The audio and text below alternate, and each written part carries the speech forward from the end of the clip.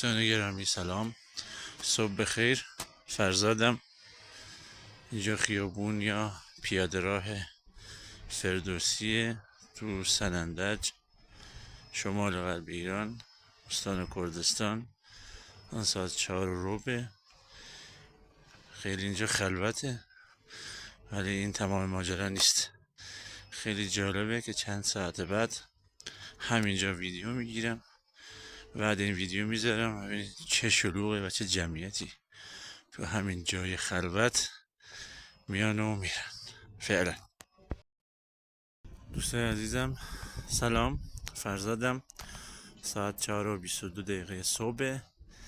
این هم انتهای پیاده راه فردوسی که میشه میدون اقبال یا میدون آزادی. هر حال اینجا هم خلوته، قراره چند ساعت بعد شلوغ که شد براتون بذارم فیلمشو که ببینید چقدر متفاوته با این ساعت. فعلا من از داخل میدونم یه تصویر بگیرم تا بعد.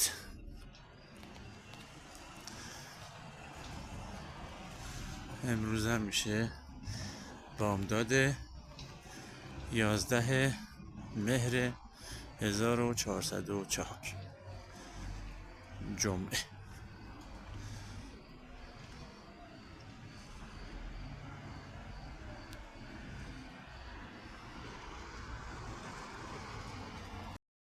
این هم نمای زیبا از ابتدای خیابون پاسدارانی، همون شیشه بهمن، همون ساعت جمعه 11 مهر 1404. ظاهراً تعداد از خانم‌ها و آقایانی که میبینید عازم سفری تفریحی هستند. دوستان گرامی، همون خیابون شیشه بهمن یا پاسداران که عرض کردم خدمتتون، همون ساعته. فعلا هم که خلوته.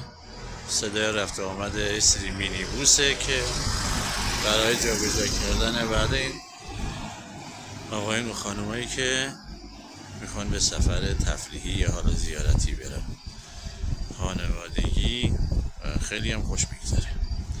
فعلا این تصویر زیبا رو میگیرم دوستان گرامی. این همون خیابون شیشم بهمنه، یکی از مکانهای تجاری، یکی از پاساژاست که اینجا پیاده روی جلوی همون پاساژه. فعلا عزیز سلام مجدد. نزدیک ساعت 5 صبح. اینجا پارک شانو که پارک قبلا پارک استقلال بوده، الان پارک شانوه. خلوته، ولی خب معمولا اینجا روبروی همین چراغای رو پلکان و این دوتا صورتک تئاتر معمولا خواننده و موزیسین میشینن و برنامه اجرا میکنن. مردم هم رو همین پله ها میشینن و تماشا میکنن. فعلا